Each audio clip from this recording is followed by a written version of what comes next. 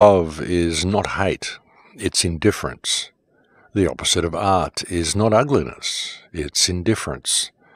The opposite of faith is not heresy, it's indifference. And the opposite of life is not death, it's indifference.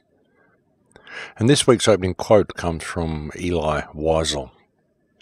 Welcome to Surviving the Matrix, ladies and gentlemen. My name is Maxwell Egan.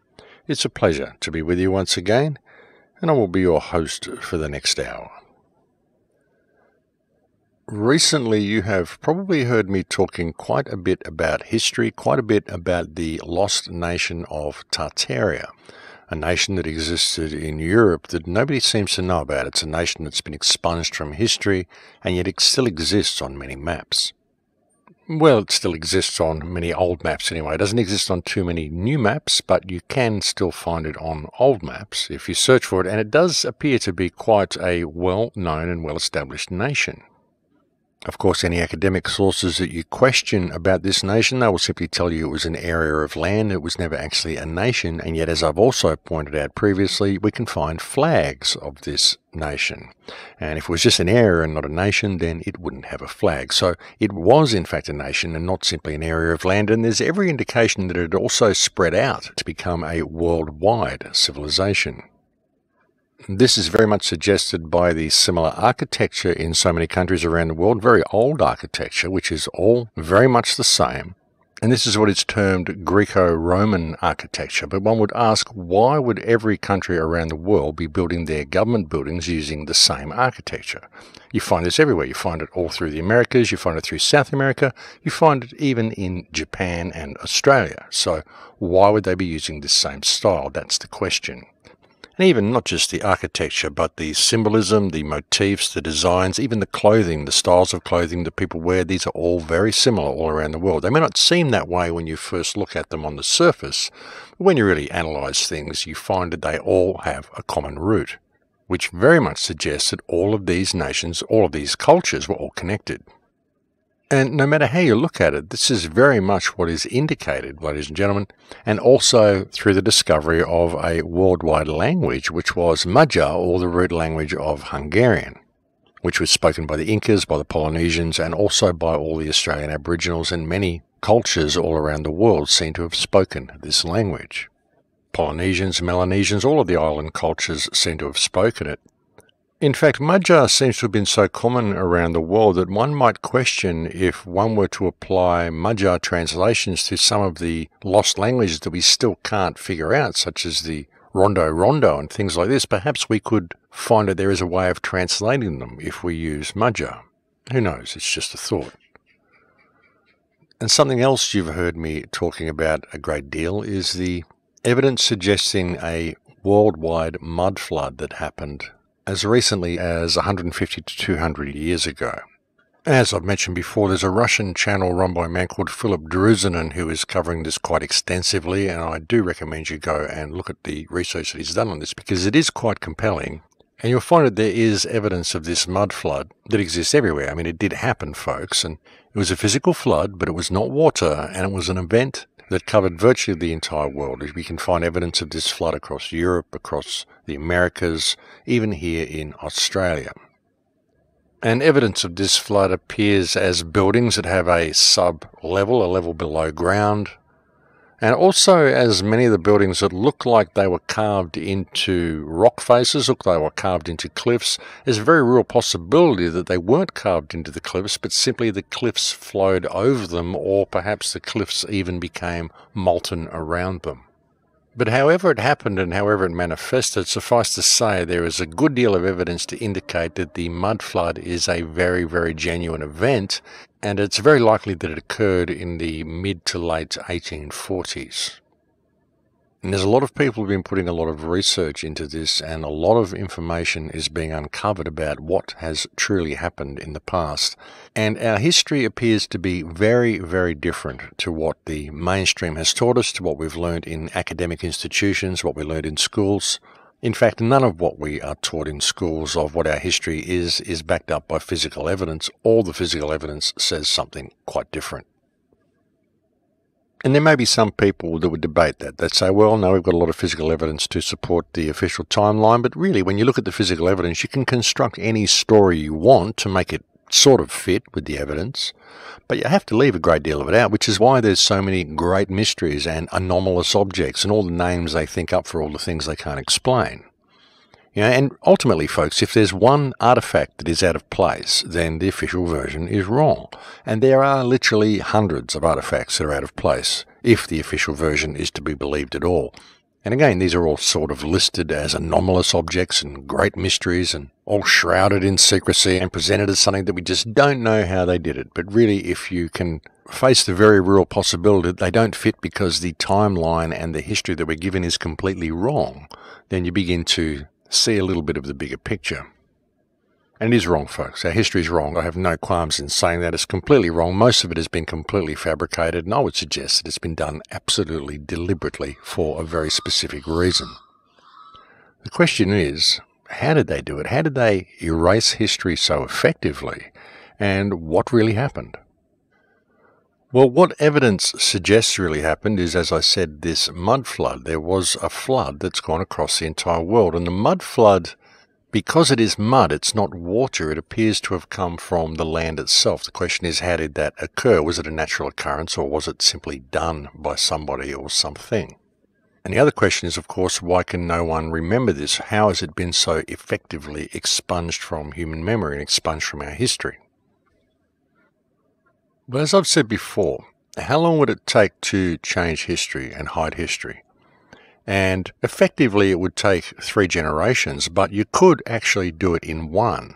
If you were to remove the older people, well, most of the older people anyway, a high percentage of the population, just wipe them out and simply replace them with children. The children wouldn't know what history was, especially if they were children that had just been put in place after some sort of a cataclysm like a mud flood. And these children would believe any history that they were taught.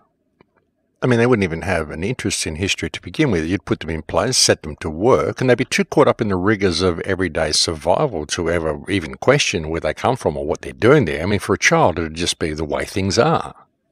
They would gradually grow up over generations, and you would just teach these new generations this new history.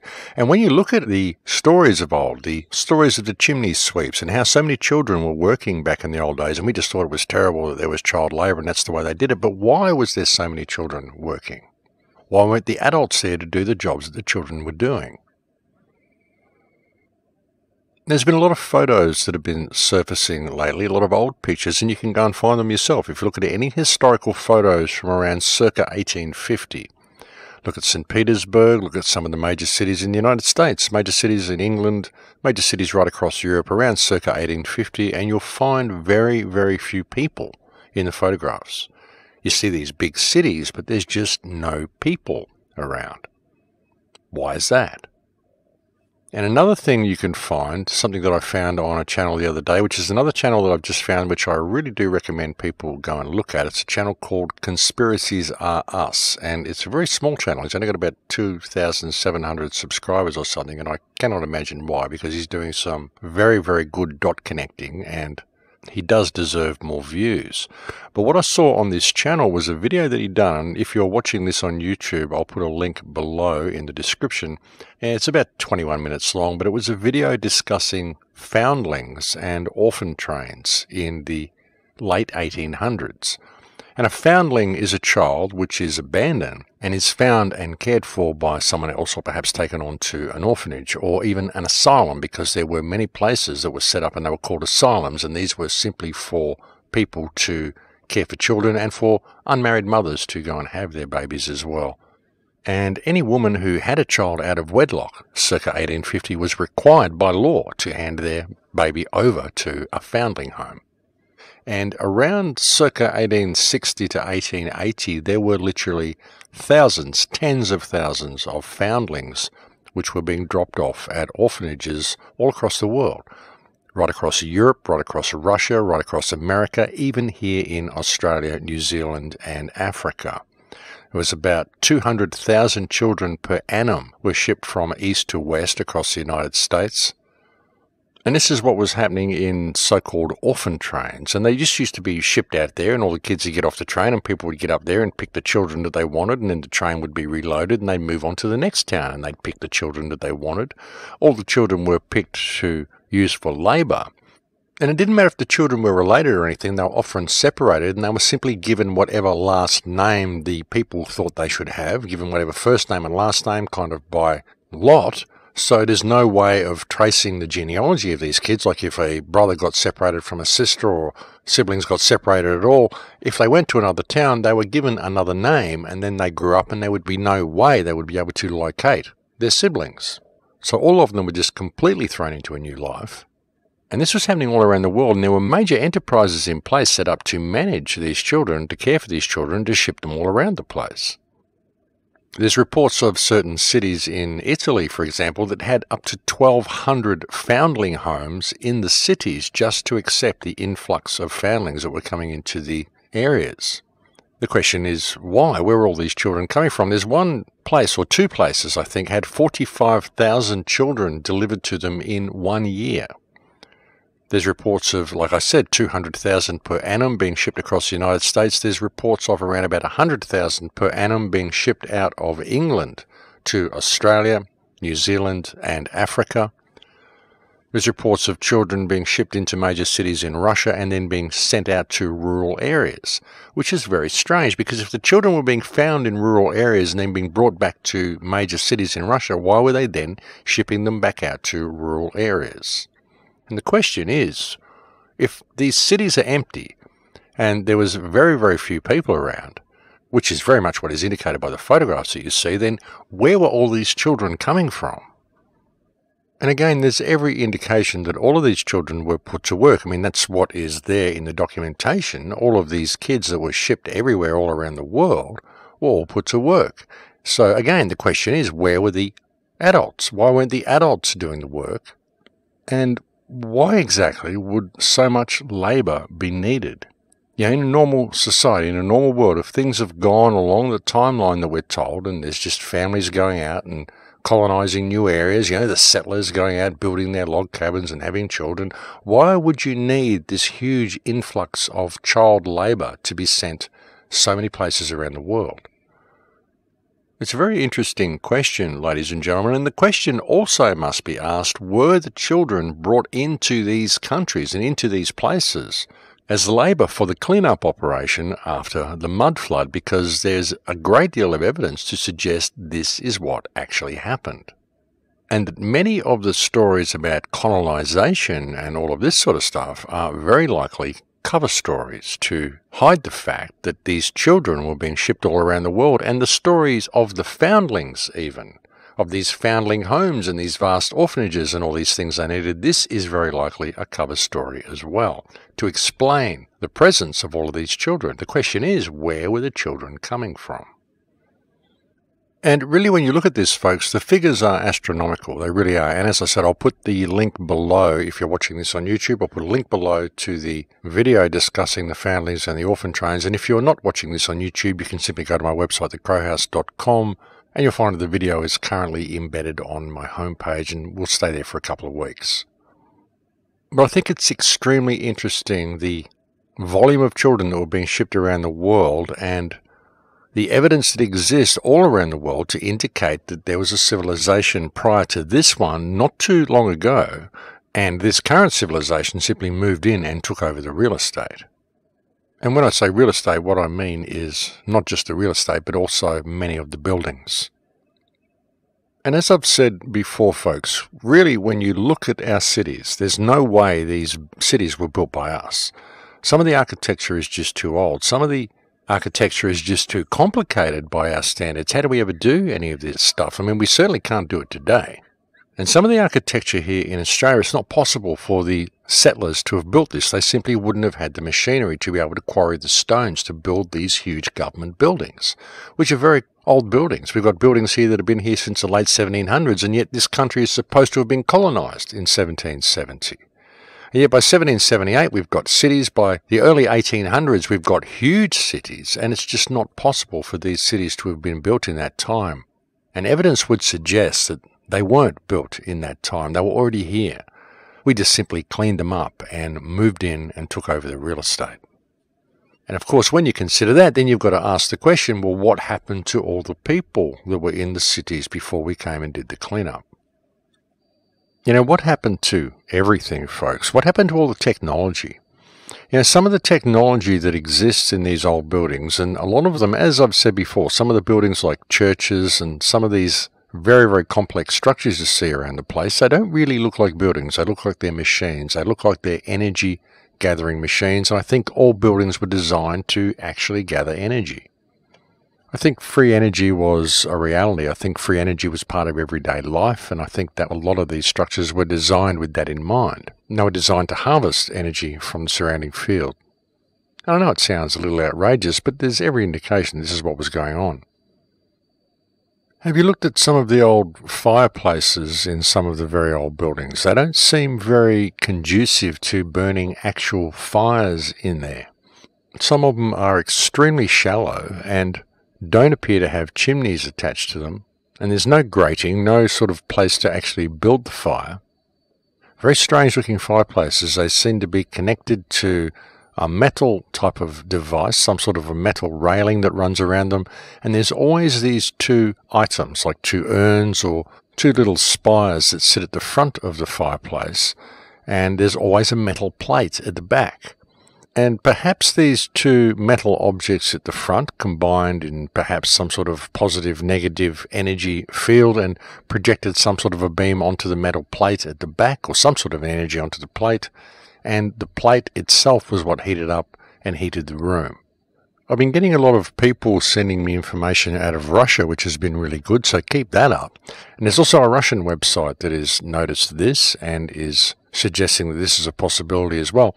And a lot of these old fireplaces, they've got these setups, folks, and they really don't look very conducive to burning wood. And again, you look at the copper tops of a lot of these buildings and these devices that are all constructed on top of them, you've really got to wonder why they're there. Are they just there for decoration, or is there a higher function to some of these things? There's a building in Florida called the Ponce de Leon Hotel, which has got a very interesting device on top of it. And it looks like it's just some decorative thing, but when you look at the building, this device, it's very unusually shaped and it's made of metal. And it's quite an intricate little device as well, and it's not exactly in a position where people are going to be viewing it. So what's it doing there? And why go to all the trouble to make something so incredibly decorative and to put it up in the center of the roof? And this is quite a big hotel. This is a 540-room hotel. What's it doing with this metal device on the roof?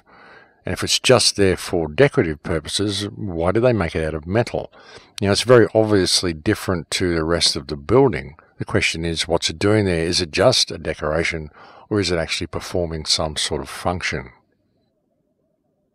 And I would very much suggest that it is performing some sort of function, and that free energy was a reality back in the middle of the last century and is very much still a reality today. It's just that the technology has been hidden from us. And really looking at all this, folks, looking at these foundlings and this whole information about the mud flood that's come out, all the information that's been surfacing lately, it really causes me to question everything. Question everything that I thought I knew about history. And I've spent a lot of time in my life looking into history. It's always been a fascination for me because of all these artifacts lying all over the world, all this weird stuff lying everywhere. You kind of find out about it when you're young and you want to know where it all comes from and what really happened. You know, but all you've got to go on, I mean, all I had to go on for many years was books from academia, books from libraries. I mean, you could go to places and see things, but then you try to research them. All you've really got to go on is local legends and what the books tell you. But there's so much more information surfacing now, and the whole idea of these foundlings, these massive amounts of children being shipped all around the world and being used to run cleanup operations after the mud flood. You've really got to question this, folks. You've really got to look at what happened and where our civilizations came from. And like I said, it causes me to question everything. All of the wars, all of the formation of society as we know it that we've been given anyway. The Napoleonic Wars, World War I, World War II, all of these things, I question all of them now. I don't think any of them have been fought under the pretexts that we've been told. I think all of them are actually all related and are all part of the destruction of this ancient culture, this ancient civilization. And I think it's still ongoing. I think that the war in Syria, the destruction of Aleppo, the war in Yemen, this is all about destroying the infrastructure, destroying the buildings, destroying every trace of the past, any trace of anything that would suggest the existence of Tartaria, of Atlantis, of this lost culture, this lost civilization. It helps me understand the feeling I had when I was a child, why I was so appalled and so disoriented by the fact that people had to pay to be alive and we had to buy land. Why I felt quite literally that some terrible mistake had been made and I'd been born into the wrong reality. It makes me question where my mother really came from. My mother and her 4 sisters, 5 daughters that were just suddenly in Tasmania, living out on this property. How did they get there? Were they really born there? My mother remembers her mother was very young and died very early, and she had quite a strict father who married another young woman. But I really begin to question all of it. I really begin to question what my roots are, what my family ties are, what my family tree really is. Because really when you begin to look at the bigger picture of all this, folks, you begin to see that the war for Tartaria was the major battle of this earth, and it's still ongoing. It would appear that Hitler attempted to make a last stand for Tartaria. This is why he was using the swastika. And the swastika is a very ancient symbol, folks. A great video that was actually put out by New Earth the other day, where she went through the use of the swastika in Western cultures. You find that the swastika was very much used in America, was used in Australia, was used everywhere. It's a very powerful, very potent symbol and a very positive symbol. And suddenly it was turned around and presented to the world as being this hateful symbol of fascism. And what are we giving our attention to now? Things like peace signs. And what's the peace sign? The peace sign is the Druidic death rune. And here's us worrying about all these wars, giving all our attention to this peace sign and wondering why so many people are dying when we're sitting here worshipping the death rune. Yeah, this sort of stuff is what's been done to us, folks. The swastika is actually a very positive symbol from the past, representing abundance and giving and all sorts of good things. You've got to wonder why it's been vilified. Well, I guess not. You can understand why it's been vilified so dramatically and so effectively, why everybody now sees it as a symbol of fascism and a symbol of hate when really it's a symbol of freedom. And no, I don't think Hitler was a great guy, and I don't think that we should all become Nazis. I mean, this isn't what it's all about, folks, but I don't even believe the stories of the Nazis, and I certainly don't believe the stories of the Holocaust at all, because there's no evidence to support it, and I don't care what anybody thinks about me saying that. The thing is, ladies and gentlemen, as I said, I now question absolutely everything. Everything that I thought I knew about history, about how we got here, and about where we're going, and about how things are really being run. Even with the mud flood, folks, I would suggest the mud flood was done via frequency, done via creating a type of an earthquake scenario. You know, when you have an earthquake, when you're in an earthquake, what happens is the shaking causes the soil beneath you to liquefy. And that's what causes the buildings to drop. I mean, they start shaking because their foundations are unstable because the ground below them has turned to liquid. This is what I felt when I was in Mexico last year. There was quite a big earthquake in Acapulco when I was there, about 7.2 or something. And I was on the ground floor of the Princess Palace Resort, and the entire ground of the hotel felt like we were floating, felt like we were sailing on the ocean, because the whole hotel was floating on the liquid soil beneath it. And that's what happens. And if you could liquefy soil in a certain way so that the ground either flowed down from the mountains over the villages or the villages simply sank into the ground, this would be how you could destroy a lot of the population quite quickly. Perhaps you could do it by setting up something like a 5G system, by setting up a whole electromagnetic grid, getting everybody dependent on all this technology and making them carry the technology with them everywhere, and then you could just fry them all whenever you want to, flood the whole place by changing the frequency, flood the whole place with mud, and let the domestic pets do the rest. The dogs would clean up all the mess on the streets. Could be why we're all encouraged to have dogs as pets in cities, folks. I mean, once they run out of food and start running in packs, the dogs would have a field day. You wouldn't even have hardly even any bones lying around the cities left. The dogs would take care of all of that, so that could be a good reason, folks.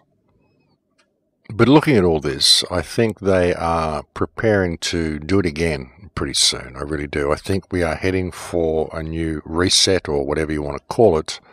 But I think they are probably deciding that this population is waking up a little bit too much and that it's time to pull the plug on them. And I think that is very much on the cards, folks. I would suggest that is why they are rolling this whole 5G system out. And also things like, as I mentioned a few times before, someone I was speaking to, an engineer that I was speaking to a couple of years ago, who builds bridges and buildings, and he's always built bridges with a 100-year lifespan, but now he's been instructed that the new bridges they're building only need to be constructed with a 15-year lifespan. And that was 2 years ago. So I think we're heading for another reset, folks. I think they're going to do it again. I think they've done it several times before. And as I said, I think history is very different. When I look at this and I really take in the fact that this architecture exists all around the world, really look at the mud flood and really let the concept of these tens of thousands, hundreds of thousands of foundlings being shipped all around the world really sink in. I begin to question everything. Like I said, I begin to question the slave trade, what really happened with the slave trade, how these people were moved around. I question how the white people got everywhere. Were the white people the emissaries of Tartaria? Because it wasn't just black people who were being enslaved, it was everybody who was being enslaved, and not only that, it was mainly children who were being enslaved and sent out as workers all around the world. So who set this whole thing up? Who set it up to have all these races hating each other and fighting against each other and arguing about their past and things that happened in the past, none of which they can be actually sure of occurring at all? Because all we've got is this false history we've been fed. Nothing that we're fed makes any sense at all. Quite literally everything that we're told about pretty well everything has been a lie, ladies and gentlemen. I know that's a really difficult thing for people to come to terms with, and a lot of people don't have time to investigate it anyway because they're too busy running on the treadmill, and a lot of people are just too indifferent to the past. A lot of people don't think history is important because they're too concerned about what's going to happen tomorrow. But folks, I think we have reached break time, so I'll leave it there for now, and we're going to have a break. Thank you for joining me on the air today, and I'll be back to speak to you again in a few minutes. And welcome back to the show, ladies and gentlemen. Yes, so it's people's indifference to history that has really allowed this cover-up and hiding of this lost civilization that existed so recently, and the hiding of Tartaria and Atlantis and even the mud flood and all of this stuff to be so effectively removed from human memory. And of course, this indifference has been programmed into people. Many people are indifferent without even knowing that they're being that way. And this removal of our history from the collective consciousness is really an integral part of the control grid, because really that's what it's all about, is control. And just returning to the opening quote for a few minutes, indifference and apathy truly are two of the biggest problems we face in the world today, and two of the things that have allowed the system to reach the point of control that it's come to. The issue being that people in the modern world don't really involve themselves in their lives, apart from going out and working and collecting their slave dollars. Most people put more of a focus on their virtual lives than on their real lives. They're more interested in getting likes on Snapchat or Instagram, getting followers on Facebook, than on paying attention to what is happening in the world around them, because that's just all boring news. You don't want to watch the TV, it's just all depressing, and we don't want to hear about wars and all that stuff. Not part of my reality. And that's the way people kind of get through it and don't find themselves overpowered by all the negativity that we see in the world today. It's kind of like some sort of inbuilt defense mechanism that people have. Some sort of means of self-preservation, and the only way they're able to deal with the insanity.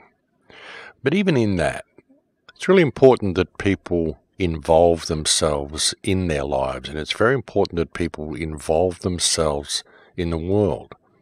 As once said by Plato, the price men pay for indifference to public affairs is to be ruled by evil men, and that is certainly apparent in the world today.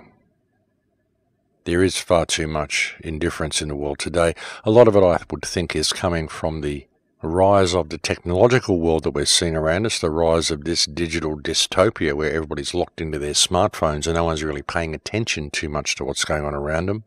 This really does create a kind of indifference by default in people because they're always too busy doing other things.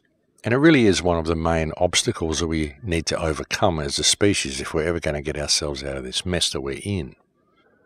And even looking at that, one of the most interesting things about it is the fact that what people are so busy doing most of the time is nothing.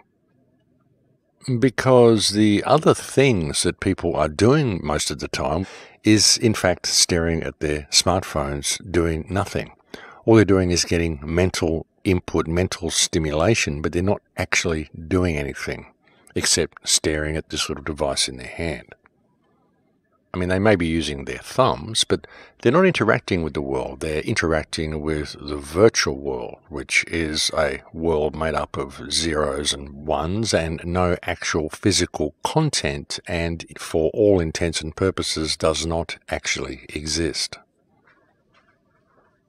And another really fascinating thing about the virtual world is that what you see in the virtual world are essentially simulations of that which exists in the real world. And the more realistic the simulations are, the more people enjoy the virtual world. And yet while they're doing that, they're missing out on the real world around them because they're locked into this little device in their hands. And all of the stuff they're looking at doesn't exist. They're missing out on existence for looking at a nicer digital version of that existence, which doesn't actually exist. It's very, very bizarre when you think about it. And of course, the reason people are so locked into this world is because of the dopamine addiction that they are suffering because of the way these devices have been set up. You know, every time you click an icon, every time you do something on your smartphone, every time you click something, every time you get a like, all of these things release dopamine into your body. And we have a society that is now suffering from mass dopamine addiction, most especially among the youth of today. And it's true, folks, it's what causes this addiction to technology. And for the most part, people are caught up in a situation where they're measuring their life and their whole existence by the amount of pleasure they're able to receive at any given moment, which renders them into a state of indifference towards the real world around them. And to me, I don't know, I just find it a weird thing, this fascination people have with the tech. And often when I say this sort of stuff, people say, yeah, but here we are watching this stuff on our smartphones. Max, if we threw away our smartphones, we'd never get to watch your show. And I just don't understand this because I do the shows and I watch all these other shows, but I don't have a smartphone. I do it all on my computer at home. That's the thing, you've got all the stuff at home to be able to do this. And you can still do all the things that you are doing online now by doing it on your computer. All I'm suggesting is that when you go out into the real world, you leave the tech behind and you go out and actually experience the real world and experience real people as themselves, not people that are sitting there staring at these screens. You don't need to take the virtual world out with you into the real world. You can leave the virtual world at home and participate in the real world. That would make a huge difference if people were to do that. Because all you're doing really is you're taking this surveillance device and this tracking device with you everywhere, and people are often forgetting their life skills or even forgetting how to find their way around their own towns without a GPS. It's ridiculous. And that's the problem, folks, is that people are taking the tech with them everywhere they go, and they're using the tech to involve themselves in real-world activities, such as shopping at supermarkets and checking into hotels and all of this sort of stuff that they're using their tech for when they never used to. You used to just sign forms and go and pay cash and do all this sort of stuff, and you could still do that. Of course, people say, well, this is the way they do it. If I didn't take my smart device, I wouldn't be able to use these places. Well, fine, don't use them. Go somewhere else. If you stop doing that, if you stop using them, then they'll stop using the tech because they won't have a choice. The only reason that they're all changing it all over to digital is because people carry their smartphones around with them everywhere and they let their smartphones run their lives for them.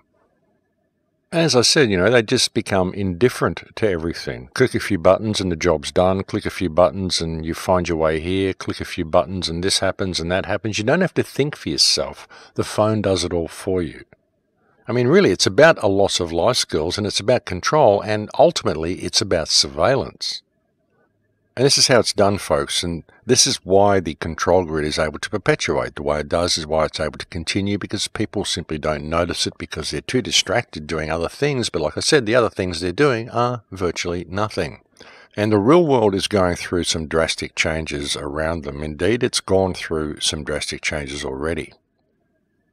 We've certainly seen some changes in California this year. My heart really does go out to the people in California who are suffering the fires as well. Notice how every fire they've had in California in the last 2 years has been the worst fire in California's history, and it just keeps getting worse and worse, and it's all part and parcel with the same thing, folks. Very coincidentally, of course, the location of all of the fires that we've seen in California in the last 2 years just happen to all follow the path of the new high-speed train that they want to put in between San Francisco and Los Angeles, all of which is being run by Senator Feinstein's husband. $billion contract, set to make a lot of money on that one, folks. And these are very interesting fires. Again, the fires we saw in Malibu are a particular type of forest fire which turns houses into uniform piles of white ash, but somehow seems to not burn the forest or the trees. This is all active denial. This is all directed energy weapons, ladies and gentlemen, and it's simply a taste of what is to come. And looking even deeper at this control grid, looking deeper at the 5G grid, you've got to ask yourself whether what is really being set up is not a kill grid, because it could well be used for that. And you think about it, folks, if they've flooded the world, if they've done all this stuff, brought all these children, all these foundlings, created this whole new culture, this whole new society, they built it up to a certain point, and if they needed to wipe the people out, well, this would be a perfect way to do it. You get people enslaved to this monetary system which limits their potential, causes a barrier to be erected between them and reality, a barrier of scarcity whereby they've got to collect paper in order to pay to be alive. Gradually lead them into this digital system, lead it to a point where they've got to carry this device around with them in order to perform everyday functions. This device gives you the ability to be able to track everybody, locate anybody at any given time, record any conversation everybody's having, literally surveil every aspect of everybody's lives. And if you really needed to, if the situation got to a point where you were found out, you could simply switch the whole system over to active denial and fry them. Now, this whole 5G grid they're setting up, the electromagnetic system they're setting up, you've got to wonder exactly what can be done with this. I mean, we know it's going to be used for communication. We know they can target individuals specifically for active denial. But what else can they do with it? Could it somehow be hooked up with HAARP? Could it somehow be hooked up to send out a pulse to cause an earthquake? Could it somehow be used as a means to create an electromagnetic pulse that would liquefy the soil and create a mud flood? I mean, did they do this last time? Who knows how they did it, folks, but there is certainly a lot more to this 5G grid than meets the eye. And as I've been pointing out, there's also certainly a lot more to history than meets the eye. You know, I'm of the opinion that all of the wars that we hear about that were fought in the past, as I've said before, I think they were all fought contemporaneously. The Napoleonic War, the War of Genghis Khan, the War of Troy. All of these wars were actually the war for Tartaria. And the colonization that we see around the world, the colonization of Australia, the American War of Independence, and possibly even continuing on to the American Civil War, which happened generally over that same 100 to 200 year period. All of these wars, I would suggest, are cover stories to hide the overthrow of the Tartarian civilization. And I think that it's still ongoing. We're doing it now. All the wars that are being fought now are to continue to wipe out the last traces of this civilization. And the police that we have here and these legal systems that we have here, this is just a prison system, folks, and all the police are prison guards. Even the fact that you can't defend yourself. I mean, if you escalate the level and if you do this and if you do that. Here in Australia, if you defend yourself in any way without calling the police, you've committed a crime. How does that work? You know, the police will tell you that if you pick up a stick to defend yourself against a man, well, you've escalated the conflict, therefore you have just become the aggressor. But what if the guy that is attacking you is 3 times the size of you? Some steroid android fruitcake who's coming and monstering you, and you are not able to pick up anything to defend yourself. You have to call the police, and if you call the police will say, well, no crime's actually been committed yet, so you need to call us after the crime's been committed. So in other words, let him kill you and then call us after he's killed you and we'll go and arrest him.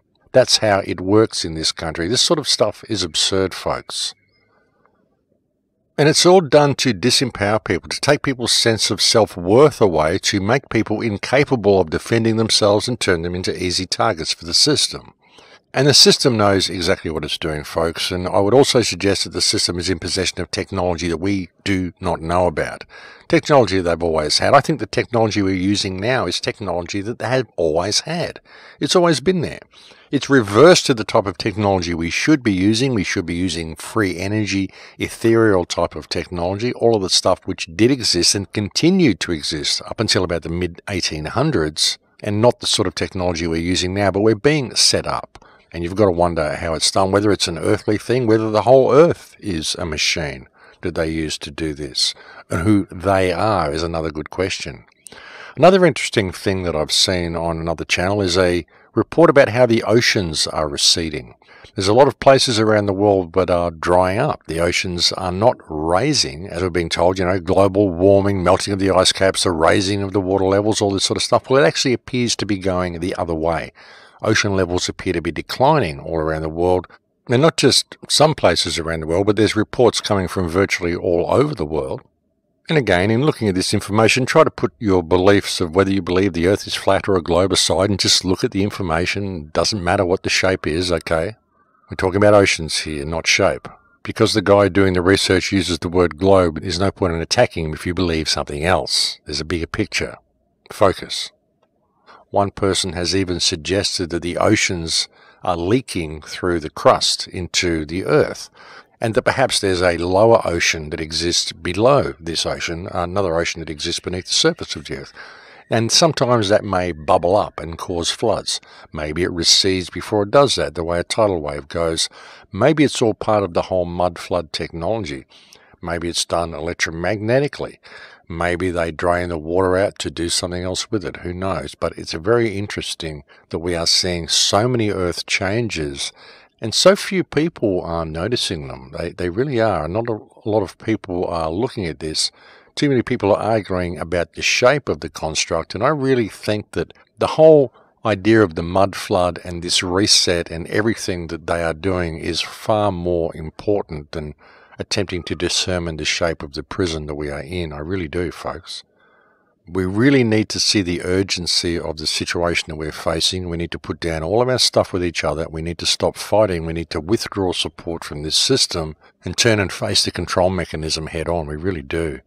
Because the only way to get out of this mess, folks, is to return to nature. The only way to get out of this mess is to put down the tech. If people aren't prepared to put down the tech, then we're not going to get anywhere. We're really not.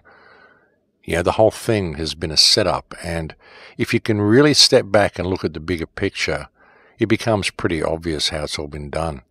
Even leading us into the cryptocurrencies and stuff. I mean, cryptos could work in a sane world, in a normal world, if everything that we've got here, if this whole society had actually progressed the way we believe it did, and the technology had gone through its natural evolution the way we think it did, and it all led us to this point where we've now got these independent currencies, crypto could work really well. But you've got to be concerned about the term crypto. The cryptocurrency, the type of currency you take to the grave with you, the type of currency they introduce just before there's another reset.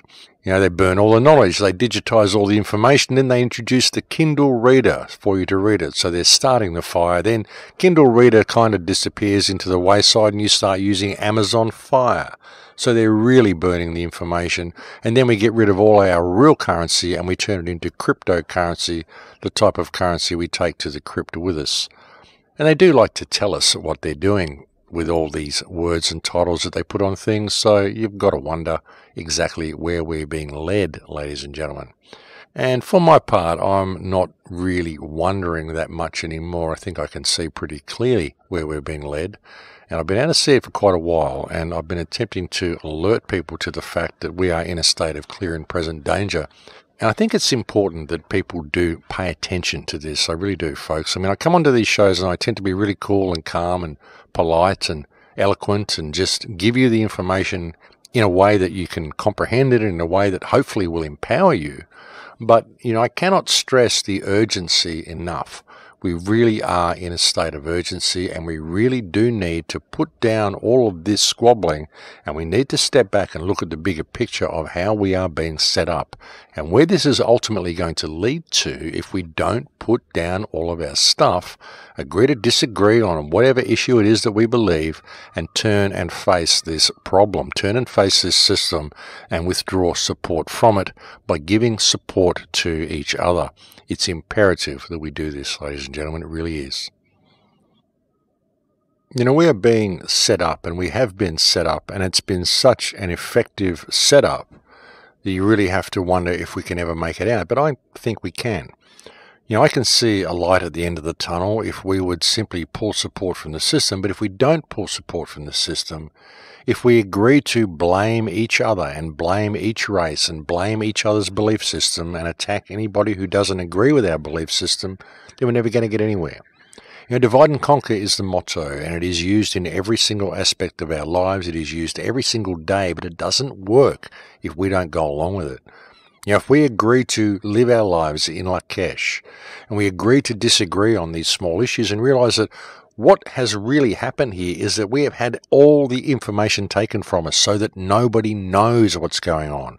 And that's why we can fight all day about what we believe and not actually get anywhere, not prove anything, because all we're doing is taking a stance and barking at the people around us to comply with our belief system. And even if they all do comply with our belief system, let's say if everybody in the world suddenly believed the earth is flat, now what?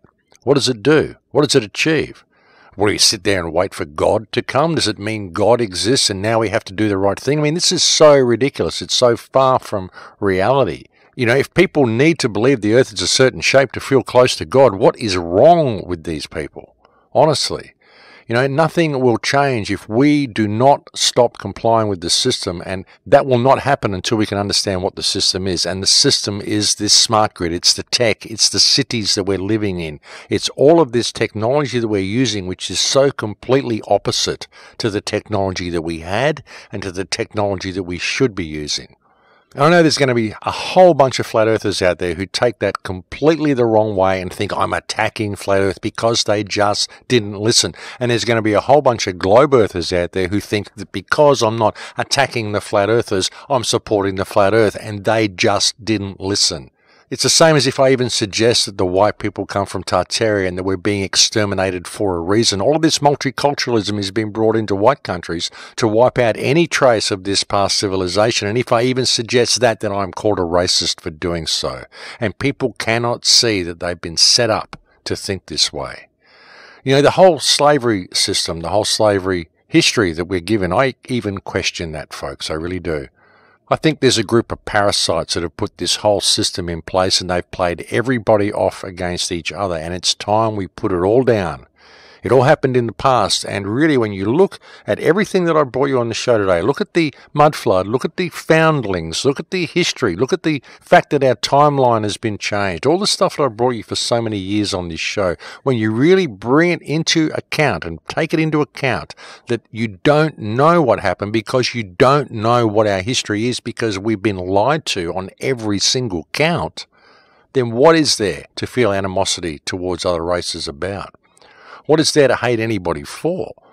Why would we even blame anybody? Why would we blame the white people for the slavery? Why would we blame any particular race for doing any particular wrong thing when it wasn't the races? It wasn't any race who did anything. It was the psychopaths who run the world who set the whole system up and who played us all off against each other and who took everything we had from us, who brought our ancestors into these countries as children, as slave children, and they worked them to clean up the murder that they had just committed. And we have evolved from that, and we've come to these cities and we've taken them over and turned them into what they are today, thinking that we built it all ourselves, but we didn't. We were put here, and we were put here to do exactly what we're doing now, and we've been set up. The whole thing has been a setup. And I think it's important that people consider this. And I know my words have probably offended a lot of people, but I don't care, folks. I'm sick of people being offended by what I say. I'm sick of people taking things the wrong way. I'm sick of people cherry-picking what I say and taking one sentence and misconstruing it and using it out of context and throwing it back at me. I'm sick of it.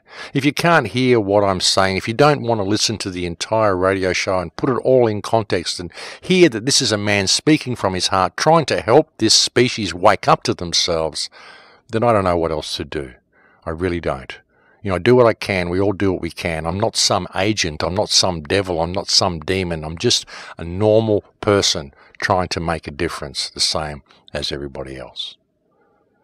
And you can attack me for my belief systems all you like, but the reality is, folks, that I don't have a belief system. Belief is the enemy of knowledge, and even everything that I've said on the show today, I'm willing to accept the fact that all of it may be completely wrong if I find out something else. I'm quite happy to put it all aside. I'm quite happy to change my opinion on everything tomorrow if more information comes along. And that's just the way I am. This is the quest for knowledge, folks, and ultimately it's a quest for freedom. Because without that, without freedom, there's no point in even being here. There's no point in even being here. And if that isn't the quest of these radio shows, then there's no point in even doing them. Well, we're getting very close to that time again, folks, where it is now the end of the show. Sorry I didn't bring you any radio shows for the last 2 weeks, and if you're wondering why you haven't heard from me much, I've actually been virtually offline for the last 3 weeks. I've been virtually without internet. I actually almost didn't even get to bring you this show again this week. I almost didn't have any type of connection at all, and it's just been an absolute nightmare, to be honest. And that's why some of the editing might be a little bit askew on this show and some of the imagery may be a little bit out, because I simply haven't had time to collect the sort of stuff that I really wanted to show you or put the time or effort into the show that I really wanted to do. I've been spending too much time on hold from phone companies, and we've just had so many problems here with internet connections and cables failing and all sorts of stuff going wrong. So I just haven't been able to even get online to answer emails or show up at appointments or interviews or any of the stuff that I've been wanting to do in the last 3 weeks. I've just kind of had to put everything on hold, and I do apologize for any inconvenience, but I'll try to get back to being a little bit more regular now that I've got a connection again. I guess that's one of the problems that you have by not having a smartphone, folks. If you only use a home internet connection, they can get you that way as well by messing with that connection. Because if I had a smartphone, of course, I could have just got online on my phone at any time, couldn't I? But then I don't have one, so that's just not how it works out for me. But it's, again, it's what they do. They just want to push you into this and make it too inconvenient for you not to have one of these devices. So that's worth paying attention to. They wouldn't be doing this because they really want you to have the tech and they really want you to have all these conveniences. They're doing it because they want you to have the device on you, and there's a reason for that. But anyway, folks, we have pretty well reached the end of the show. Thank you to all the people who send me so many kind emails. Again, I will be speaking at Acapulco this year in February. That's February 14 to February 17. I'm also doing a gig in Coffs Harbour